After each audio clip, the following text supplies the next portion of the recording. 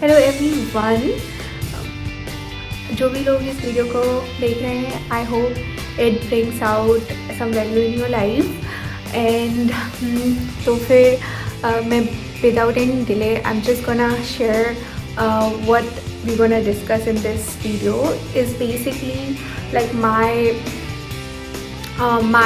I would say my guide for finding an internship. तो अगर आप कोई इंजीनियरिंग स्टूडेंट हैं या फिर आप अभी 12th 11th में हैं, आप अपनी करियर की शायद अभी शुरुआत भी कर रहे हो, तो ये वीडियो आपके लिए यूज़फुल हो सकता है। और मैं शेयर करूँगी एक छोटा सा डिसीजन मेकिंग प्रोसेस और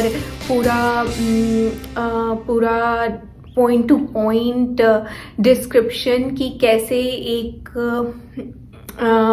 फॉरेन इंटर्नशिप के लिए अप्लाई किया जा सकता है, या फिर कैसे डिफरेंट प्रोग्राम के में हम जा सकते हैं। तो मैं शेयर करूँगी कि जब भी मैं आईआईटी खड़गपुर में इनरोल हुई तो फर्स्ट ईयर बहुत ही शेकी था इन टर्म्स ऑफ कि मुझे कुछ पता ही नहीं था। कि सबसे पहले मेरा बैरियर था कि मुझे इंग्लिश नहीं आती थी, और हाँ थोड़ी बहुत आती थी, अच्छे से आती थी इन टर्म्स ऑफ लाइक कि बुक्स मैं जितना सीखा था, और आईआईटी के प्रिपरेशन के समय जब मेरा कोचिंग सेंटर भी था, डीपीपी और सारे नोट्स ये सब कुछ इंग्लिश में होते थे। बट जो एक क्योंकि बहुत ही कंसेप्चुअल, बहुत ही प्रॉब्लम सॉल्विंग टाइप के क्वेश्चंस होते, तो इतना कुछ लैंग्वेज रोल प्ले नहीं करती थी। सिर्फ इतना कॉन्सेप्ट क्लियर हो तो आप क्रैक कर सकते हो, चाहे वो डीपीपी हो, चाहे वो एग्ज़ाम हो, है ना। हाँ थोड़ी बहुत डिफ़िकल्टी होगी but not so much.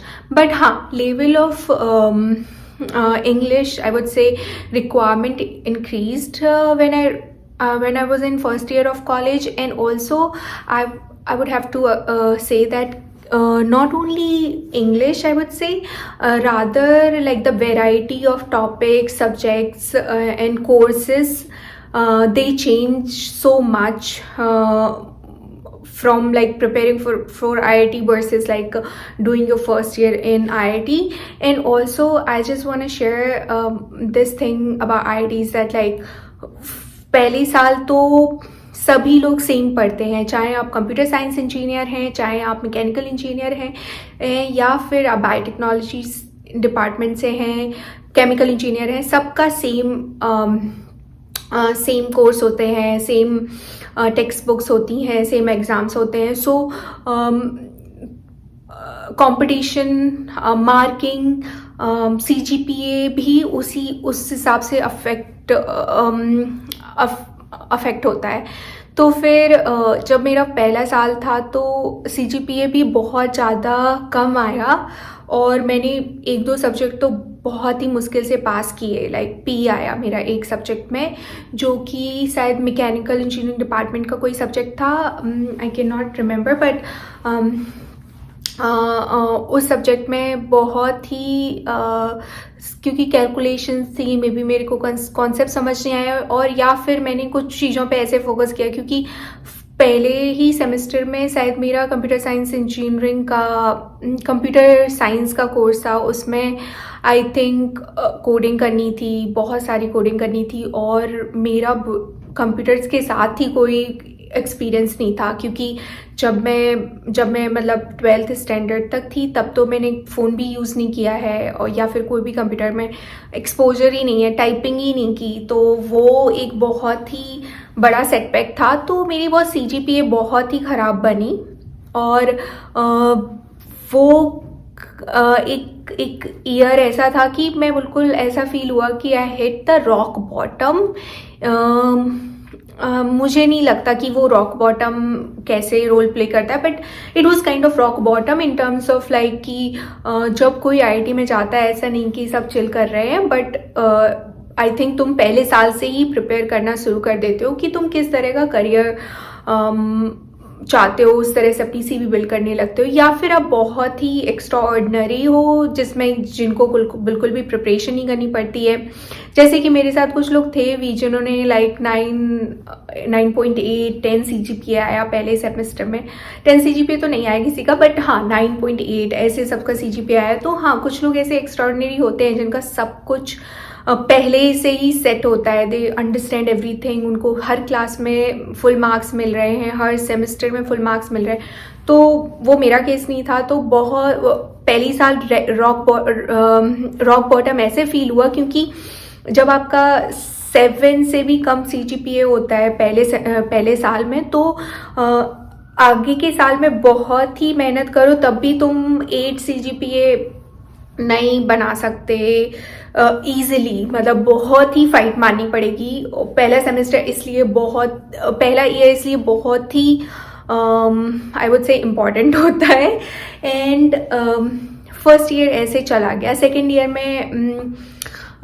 Year में कुछ शुरू हुआ, लेकिन मेरे को बहुत ही मतलब मेंटरशिप मिली और भी जो कॉलेज के लोग होते हैं, या फिर क्योंकि मेरा भाई ऑलरेडी कॉलेज से ग्रेजुएट था, सेम ही IIT खड़गपुर से, तो मुझे बहुत सारा फंडा उससे मिला, उसके फ्रेंड्स से मिला कि कैसे अप्रोच करते हैं लाइक इंटर्नशिप्स को। और आप तुम बहुत ही एफ्लुएंट बैकग्राउंड से आते हो in terms of like education. जैसे कि अगर आपको पहले से ही आपने कोडिंग करी हुई है, ऐसा तो केस था नहीं, या फिर पहले से ही सारे कॉन्सेप्ट्स इतने क्लियर है, ऐसा भी नहीं था। तो अगर आप बिल्कुल एवरेज स्टूडेंट हैं और नॉट आपके कॉन्सेप्ट्स और या फिर बहुत सारे चीज़ें तुम्हें समझ नहीं आती हैं जो तुम्हें यहाँ पे स्किल बिल्डअप करना है, कम्युनिकेशन स्किल बिल्डअप करना है, पब्लिक स्पीकिंग बिल्डअप करना है, टाइम मैनेजमेंट सीखना है, तो ये सब शायद दूसरा साल मैंने काफ़ी ही इम्प्रूव किया क्योंकि ये डिपार्टमेंट का था और ये मेरे पास चांस था कि मैं अपनी तरह के सब्जेक्ट सीख पाऊँ। और मेरा डिपार्टमेंट जैसे I just want to mention was biotechnology. तो दूसरा साल में कुछ बाहर के सब्जेक्ट्स थे, मैथमेटिक्स डिपार्टमेंट के थे, केमिकल इंजीनियरिंग डिपार्टमेंट के थे, और भी मैंने कुछ माइनर लिए हुए थे, मार्केटिंग मैनेजमेंट और ये सब। तो सेकेंड ईयर में मतलब थोड़ा थोड़ा समझ आने लगा, इंग्लिश भी समझ आने लगी इस पॉइंट पे कि हाँ कैसे चीज़ें परफॉर्म हो रही हैं। मतलब मुझे इतना भी अनकंफर्टेबल नहीं हो रहा है और कोई कोडिंग भी नहीं करनी है कि हाँ जो चीज़ तुम्हें बिल्कुल ही नहीं आती वो भी तुम्हें नहीं करना है, और तुम्हें बिल्कुल स्क्रैच से सीखना भी नहीं है कोई भी चीज़। बट हाँ नए नए फंडामेंटल्स जैसे बायोकेमिकल इंजीनियरिंग के बारे में सीखना और सीधे DNA RNA में सीखना, रिकॉम्बिनेंट प्रोटीन, लाइक नई टर्मिनोलॉजीज बट बायोटेक्नोलॉजी कॉन्टेक्स्ट में, जो कि यहाँ पे शायद मुझे थोड़ा सा वो भी मिल गया क्योंकि लोग आई थिंक क्योंकि बायोटेक्नोलॉजी में लोग इतना शायद डिपार्टमेंटल सब्जेक्ट्स पे इतना फोकस नहीं करते क्योंकि सब कुछ याद करके कर सकते हैं। बट मेरे लिए आई थिंक वो भी बहुत ही क्रैक कर पाना कि कैसे पेपर लिखते हैं, मतलब जैसे एग्ज़ाम होता है और क्वेश्चंस आते हैं तो आप क्वेश्चंस बहुत सब्जेक्टिव होते हैं। IIT में तो इतना इंग्लिश कम्युनिकेशन या फिर इतना इंग्लिश में सब्जेक्टिवली लिखने का मेरा एक्सपीरियंस नहीं था। तो ये बिल्कुल ही नई चीज़ आ गई कि भाई आंसर्स कैसे लिखने हैं अच्छे, जो बिल्कुल टू द पॉइंट हो, प्रिसाइज हो और प्रिसाइज भी हो और पूरा मैसेज भी कन्वे करें और कम भी मैसेज मत कन्वे करें। It should be adequate enough to answer that question properly. तो इतना अच्छा एक्सपीरियंस नहीं था बट कुछ सब समझ आ रहा था, लाइक कि ऐसा नहीं हो रहा था कि चीज़ें ऊपर से निकल रही थी। और क्योंकि हॉस्टल में आपको एक सेपरेट रूम भी मिल जाता है सेकेंड ईयर तक, तो आप अपना टाइम मैनेज अच्छे से कर पाते हो कि मतलब जब भी मन कर रहा है जब भी उठने का मन कर रहा है उठो, और पेपर की तैयारी के टाइम पे भी रात को जितना फिनिश करना है करो, फिर सुबह उठ के सारी पढ़ाई करो, और जाने के पहले तक तैयारी करते रहो कि मतलब तुम्हारा बिल्कुल ही मैनेज हो रहा है, तुम्हें कोई भी डिस्टर्बेंस नहीं है इन टर्म्स ऑफ कि तुम्हें दूसरे लोगों को कंसिडर नहीं करना है कि अब वो लोग कितने बजे सो रहे हैं या फिर उनको डिस्टर्ब तो नहीं हो रहा है। तो वो सब ने भी रोल प्ले किया कि हाँ अलग रूम मिल गया, आपको बहुत ऑटोनॉमी मिल गई आपके टाइम में, और आपने सारा तैयार करना, क्वेश्चंस भी समझ आ रहे हैं।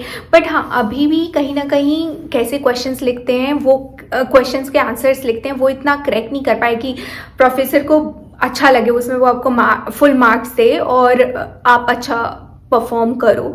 तो ओके गया इस सेमेस्टर, कहीं ना कहीं मैंने 7.9 तक इस सेमेस्टर में क्रैक कर लिया। बट इस साल में 7.9 ओवरऑल नहीं, इस सेमेस्टर की CGPA इतनी बन गई, तो भी मतलब होपफुल था कि हाँ थोड़ा इम्प्रूव हो रहा है।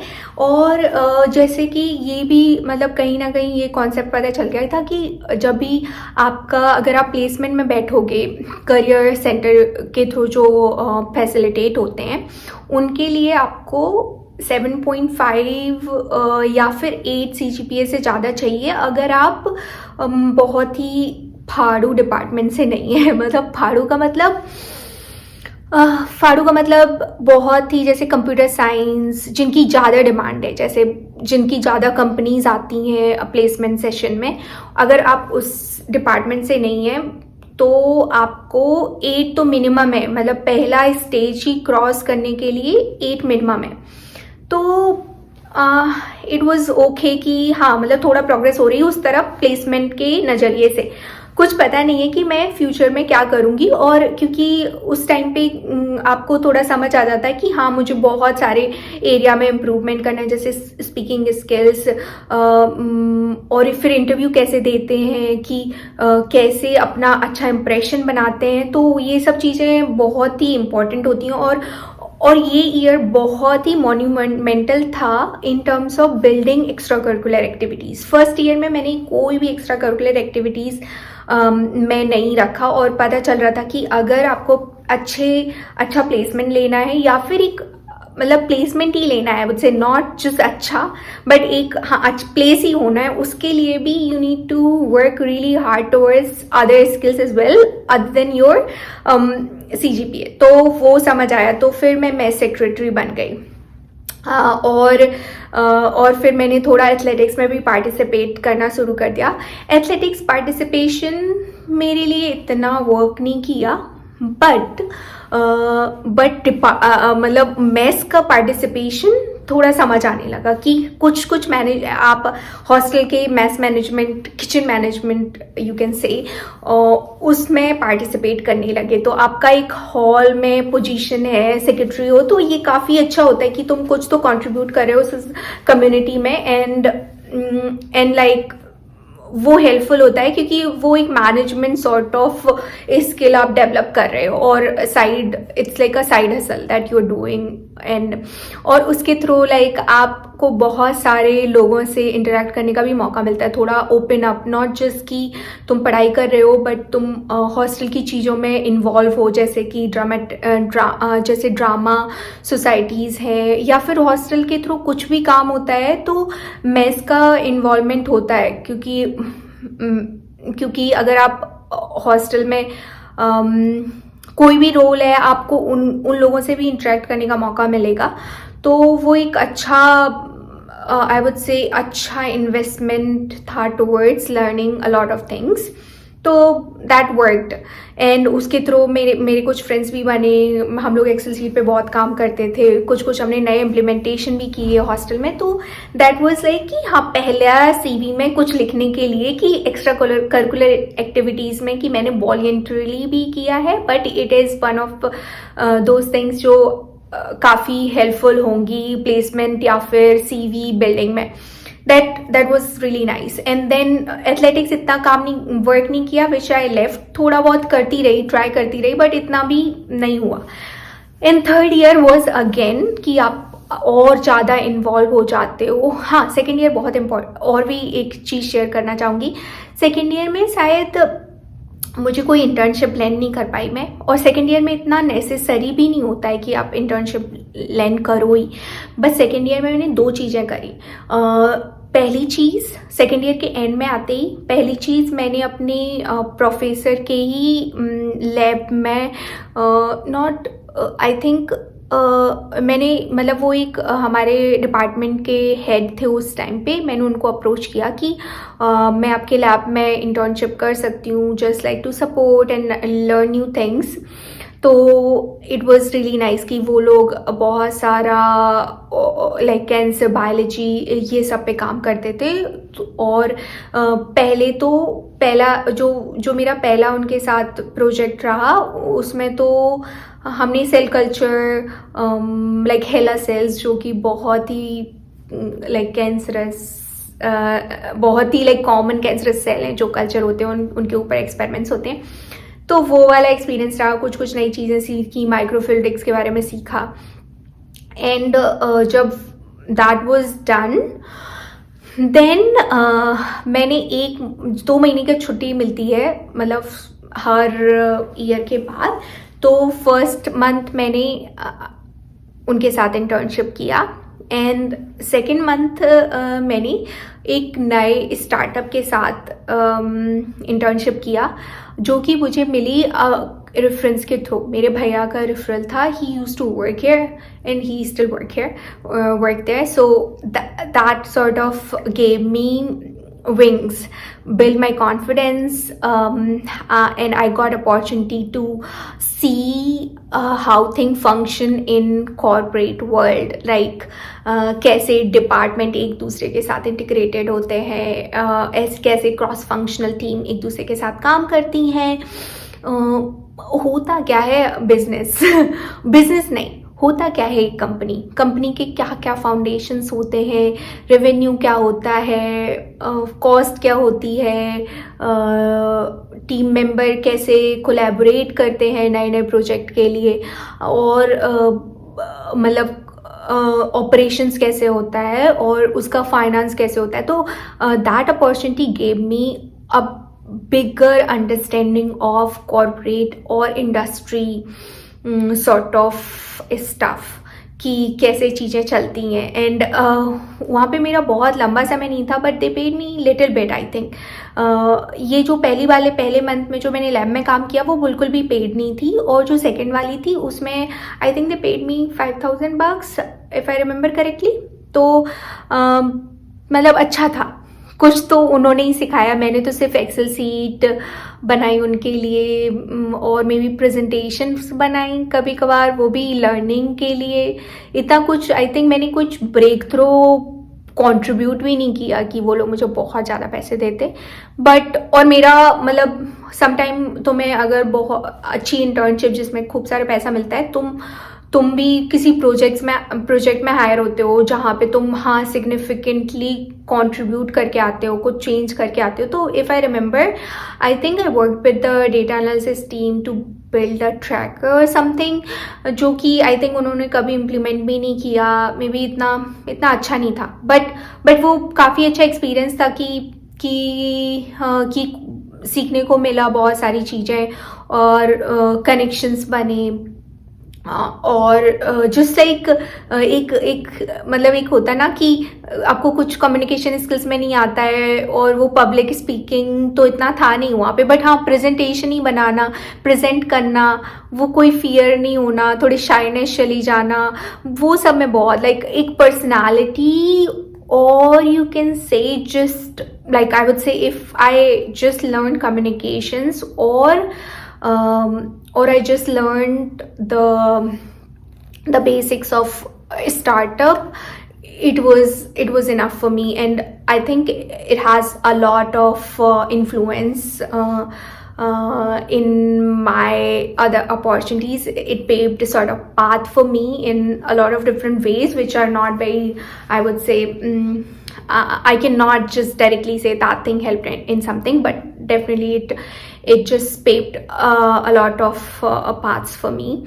And then that year was like really built up my confidence when I went back to IIT Kharagpur like again, like continuing my third year. I would say that experience sort of changed so much how I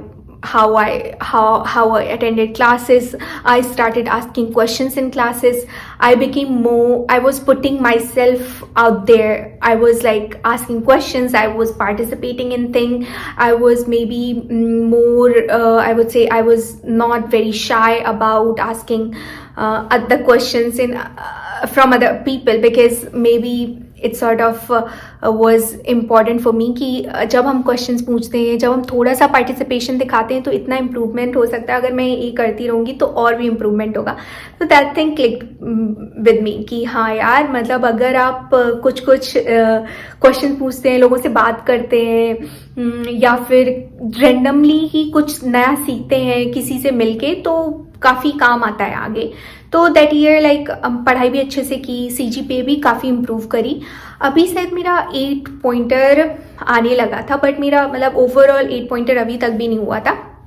and then third year में भी मैंने मतलब मुझे कुछ अच्छी opportunity नहीं मिली internship की, कि थर्ड ईयर एक बहुत बड़ी लाइक अपॉर्चुनिटीज़ के लिए माना जाता है कि आप फॉरेन भी जा सकते हैं, आप कुछ ऐसा, आप उस समय PPO लेके भी आ सकते हैं, लाइक प्री प्लेसमेंट ऑफर अगर कोई ऐसी कंपनी में बैठते हैं. तो थर्ड ईयर शायद, क्योंकि मेरा 5 ईयर कोर्स था, तो मुझे करियर सेंटर की तरफ से इंटर्नशिप में बैठने का, आई think I wasn't part of that internship program at that point.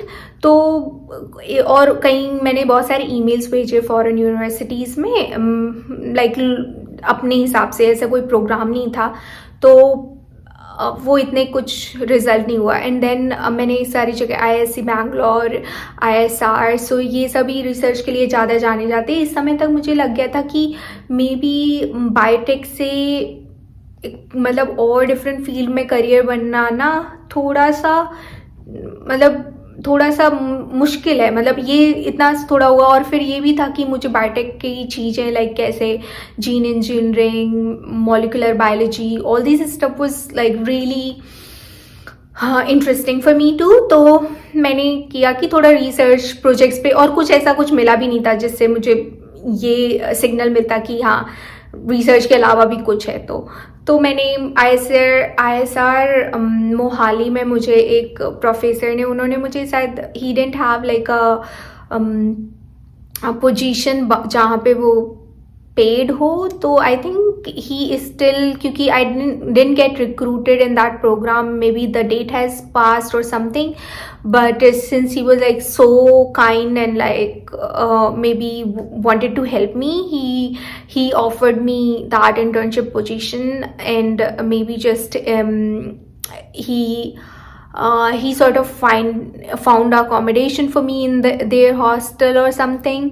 If I remember, I wasn't paid, but I got accommodation. And yeah, I don't remember if I was paid. I wasn't paid. So the thing I remember, it was like accommodations, and like there weren't many other expenses there. Only there was like accommodation was given for me. And I did not spend money there out of my pocket for like food and stuff, if I remember.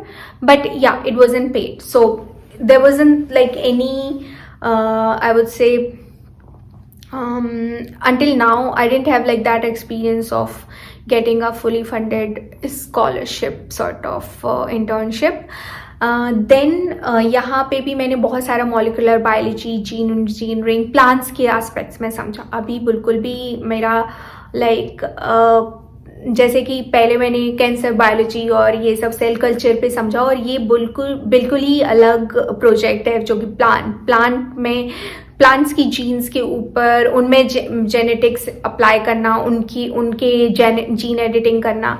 Like I think it was gene manipulation, not gene editing, I would say.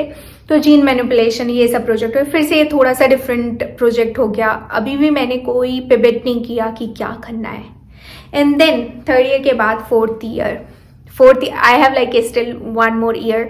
So fourth year was like really charismatic I would say, क्योंकि fourth year के मैं पहले semester में ही UARE is like कि university of Alberta research experience programme, जो कि memorandum है बिटवीन IIT खड़गपुर और यूनिवर्सिटी ऑफ अल्बर्टा. तो इन लोगों का like they have a memorandum कि हम एक्सचेंज स्टूडेंट आपसे इतने लेंगे. बहुत सारे डिपार्टमेंट्स का होता है. उस टाइम पे भी मेरी ओवरऑल CGPA 7.9 समथिंग थी. 7.9 यस, नॉट मोर देन 8. सो मतलब बहुत ही कंफ्यूज स्टेट में मैंने वो सारे UARE के अंदर जितने भी प्रोग्राम थे उसमें इकोलॉजी के अंदर प्रोग्राम था, न्यूट्रिशनल साइंस के अंदर प्रोग्राम था, इन्वायरमेंटल साइंस के अंदर प्रोग्राम था. तो ये सारे लाइफ साइंसेस से रिलेटेड जितने भी प्रोजेक्ट्स हो सकते हैं, मैंने उन सब के लिए एक अपना like interest letter of interest लिखा और मतलब सबके लिए अपना एक कवर लेटर बनाया, अपना इंटरेस्ट शो करते हुए सबको पर्सनली लाइक सबको लाइक बहुत ही अंडरस्टैंड करते हुए कि लाइक कि कौन सा प्रोजेक्ट क्या कर रहा है और मेरा कैसे रिलेवेंट एक्सपीरियंस है जो मैं वहाँ पे यूज़ कर सकती हूँ अभी तक का. तो I wrote those cover letter and submitted my application for all the programmes, not thinking कि कौन लाइक ये नहीं डिसाइड किया कि भाई एक के लिए कि मेरे, क्योंकि अभी तक मेरा कोई एक इंटरेस्ट पिवट नहीं हुआ था. बायोटेक्नोलॉजी लाइक कि अभी भी अम्ब्रेला ही टर्म में काम चल रहा था कि भाई कोई बायोटेक्नोलॉजी के अंदर कुछ भी मिलेगा चलेगा, इन लाइफ साइंसेस के अंदर जो कुछ भी मिलेगा चलेगा. एंड देन उसके बाद शायद 2-4 महीने के बाद और इस टाइम पे मतलब फोर्थ ईयर में तो आप MTP BT पे भी प्रोजेक्ट्स आ जाते हैं जो कि आपको बहुत फुल टाइम करने पड़ते हैं. आप RA बन जाते हैं, आपको टीचिंग असिस्टेंटशिप भी मिलने लगती है. तो since here I started earning. Fourth year और फिफ्थ ईयर में I made some money and fourth year के पहले सेमेस्टर में ही आई गॉट लाइक एंड में जब छुट्टी चलती है जैन आई थिंक दिसंबर और जैन में मेरे को कंफर्मेशन लेटर आ गया, invitation for this acceptance in university of Alberta, which was a very defining moment in my life. Yeah, I'm really happy to share that कि वो defining moment था in terms of कि 7.9 CGPA पे एक तो किसी को मिलता नहीं है एंड सेकेंड ऑफ ऑल मुझे कुछ ऐसे प्रोजेक्ट में मिला जो मैंने सोचा भी नहीं था. फूड एंड न्यूट्रिशनल साइंस का वो प्रोजेक्ट था, गट माइक्रोबायोटा. उस टाइम पे वो चीज़ बहुत ही हाइप में थी. स्टिल आज की डेट में भी गट माइक्रोबायोटा बहुत ही हाइप में है और कि हमारा गट हमारे ब्रेन तक को रेगुलेट करता है, हम क्या खाते हैं और वो कैसे डाइजेस्ट होता है, हाँ, और हम कैसा फील करते हैं, हमारा mood, everything is defined by gut microbiota. तो which was like really hot topic at that time और या so that's how I landed that internship and that change my life. And maybe in the next video I'm gonna share like all the thing that I had to do and I don't want to miss this detail that I got paid and like really well for this internship and like all my expenses of traveling from India to Canada were covered. Housing work was covered and then they paid me for like 3 months and I got to work, I got to participate in this all international student thing at University of Alberta. That summer was really iconic and it changed so much how I saw the world and that experience really was something very defining. And for the next about like were the things that sort of helped me in the internship, and what sort of like experience and how was my experience working with the Canadian professor in my internship, and like maybe working with people across the world in that summer, and maybe participating in all these international events at University of Alberta. So I wanna share that in more detail in my next video. So तब तक के लिए I hope आपको ये information और ये story आपको hope देती हो. आपके जो भी क्वेश्चंस हो मुझे कमेंट्स में बताएं. और ये वीडियो बनाया है कि अगर ये स्टूडेंट्स और लाइक इंजीनियरिंग स्टूडेंट और कोई भी लाइक यंग एस्पायरिंग पर्सन के पास जाता है तो उनको कुछ क्वेश्चंस के आंसर मिलते हैं, और they see the world in maybe more happening way. Thank you so much.